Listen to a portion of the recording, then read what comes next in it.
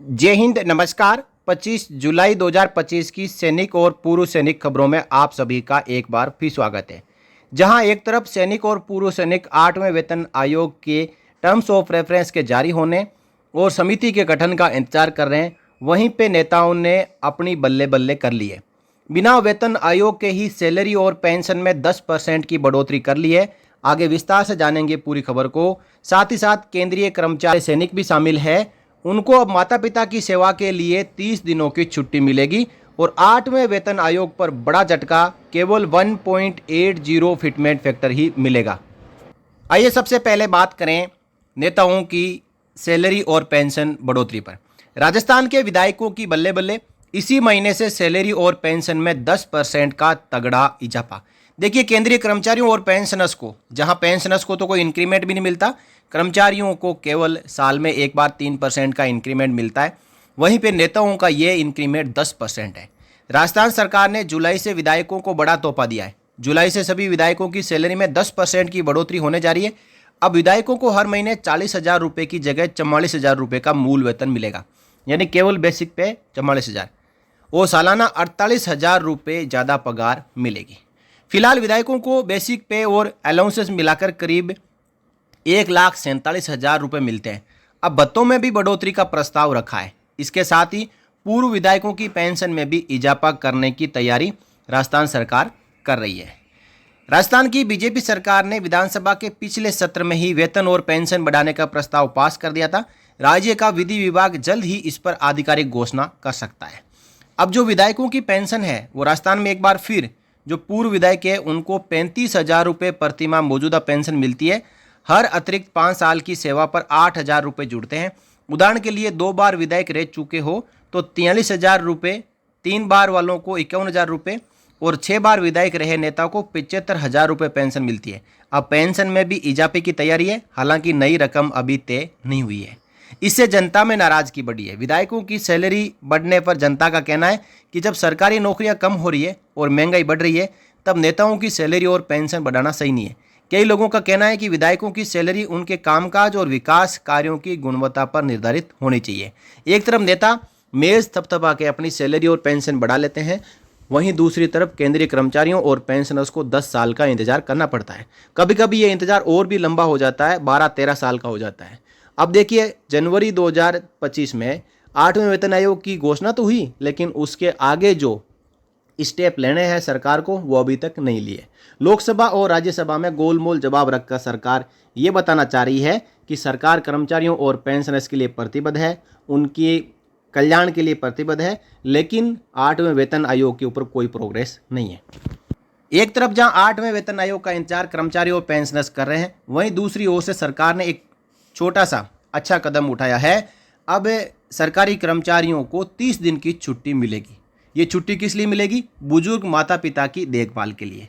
देखिए, केंद्रीय मंत्री जितेंद्र सिंह ने राज्यसभा में बताया कि सरकारी कर्मचारियों को बुजुर्ग माता पिता की देखभाल के लिए 30 दिन की छुट्टी मिल सकती है। सरकार छोटे मॉड्यूलर रिएक्टर भी विकसित कर रही है, जिनमें से एक हाइड्रोजन उत्पादन के लिए है। सार्वजनिक शिकायतों के निवारण की समय सीमा घटाकर 16 दिन हो गई है। 3 बड़े मुद्दों के ऊपर केंद्रीय मंत्री जितेंद्र सिंह ने राज्यसभा में जवाब रखा है, जिसमें जो माता पिता की देखभाल के लिए, माता पिता की सेवा के लिए केंद्रीय सरकारी कर्मचारियों को जो 30 दिन की छुट्टी का प्रावधान किया जा रहा है, वो क्या है, आइए देखते हैं। केंद्रीय मंत्री से पूछा गया कि क्या सरकारी कर्मचारियों के लिए अपने बुजुर्ग माता पिता की देखभाल के लिए छुट्टी लेने का कोई प्रावधान है, तो जितेंद्र सिंह ने लिखित उत्तर में बताया कि केंद्रीय सिविल सेवा छुट्टी नियम 1972 के तहत 30 दिन की अर्जित छुट्टी, 20 दिन की आधी वेतन की छुट्टी और 8 दिन की कैजुअल लीव और प्रति वर्ष 2 दिन का प्रतिबंधित छुट्टी प्रदान की जाती है। इसके अलावा अन्य पात्र छुट्टियां भी केंद्रीय सरकार के कर्मचारियों को दी जाती है, जिन्हें किसी भी व्यक्तिगत कारण के लिए उपयोग किया जा सकता है। इसमें बुजुर्ग माता पिता की देखभाल के लिए भी अधिकतम 1 महीने की छुट्टी लेना शामिल है।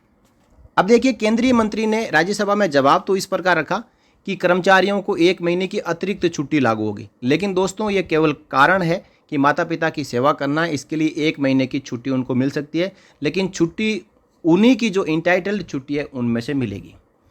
अब 8वें वेतन आयोग को लेकर सरकारी कर्मचारियों को निराश करेगा 8वां वेतन आयोग।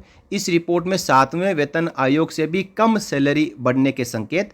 पढ़ें पूरी खबर। देखिए पूरी खबर क्या है। हाल ही में एक रिपोर्ट आई है जिससे कर्मचारी और पेंशनर्स निराश हुए हैं। कोटक इंस्टीट्यूशनल इक्विटीज़ की एक हालिया रिपोर्ट के अनुसार आगामी 8वें वेतन आयोग के तहत कर्मचारियों को केवल 13% की मामूली प्रभावी सैलरी बढ़ोतरी मिल सकती है, जो 7वें वेतन आयोग के कार्यान्वयन के दौरान की गई थी। 14.3% की हाइक से कम है। आइए जानते हैं। केंद्र सरकार के कर्मचारी और पेंशनभोगी पिछले काफ़ी वक्त से 8वें वेतन आयोग के लागू होने और बढ़कर बेहतर सैलरी पाने का इंतजार कर रहे हैं। अब एक हालिया रिपोर्ट ने कर्मचारियों को निराश कर दिया है। कोटक इंस्टीट्यूशनल इक्विटीज़ की एक हालिया रिपोर्ट के अनुसार आगामी 8वें वेतन आयोग के तहत कर्मचारियों को 13% की मामूली बढ़ोतरी मिल सकती है, जो 7वें वेतन आयोग के कार्यान्वयन के दौरान की गई 14.3% की हाइक से कम है। इसी के साथ जो बेसिक पे में रिवीजन के लिए इस्तेमाल किए जाने वाले जो प्रमुख फिटमेंट फैक्टर है, वो भी इस बार 1.8 पर आंका जा रहा है, जो कि 7वें वेतन आयोग के दौरान इस्तेमाल किए गए 2.57 फिटमेंट फैक्टर से काफ़ी कम है। 1.8 फिटमेंट फैक्टर का मतलब है कि मौजूदा बेसिक पे और पेंशन को 1.8 से गुणा किया जाएगा। बेसिक पे में 80% की बढ़ोतरी। कुल सैलरी में प्रभावी हाइक केवल 13% होने का अनुमान है, क्योंकि महंगाई भत्ता जो मौजूदा 55% है, नए सैलरी स्ट्रक्चर के लागू होने के बाद ये शून्य हो जाएगा। ये महंगाई भत्ता और महंगाई राहत बेसिक सैलरी और पेंशन में जुड़ के ही वेतन आयोग दिया जाता है। अब केंद्रीय कर्मचारियों को मौजूदा मिनिमम बेसिक पे जो 18,000 रुपये है, जो 1.8 फिटमेंट फैक्टर के तहत करीब 32,000 रुपये तक बढ़ सकता है। हालांकि 9,900 रुपये 18,000 रुपये का 55% के मौजूदा महंगाई भत्ते के घटक को ध्यान में रखते हुए वास्तविक रूप से प्रभावी सैलरी हाइक न्यूनतम होगी।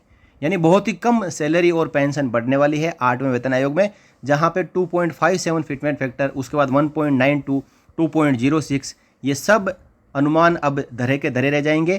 केवल 1.8 फिटमेंट फैक्टर से सरकार 8वें वेतन आयोग में कर्मचारियों और पेंशनर्स की सैलरी और पेंशन बढ़ाने पर विचार कर रही है। अब इस खबर के आने के बाद जो कर्मचारी संघ है, उन्होंने प्रस्तावित फिटमेंट फैक्टर पर असंतोष व्यक्त किया है।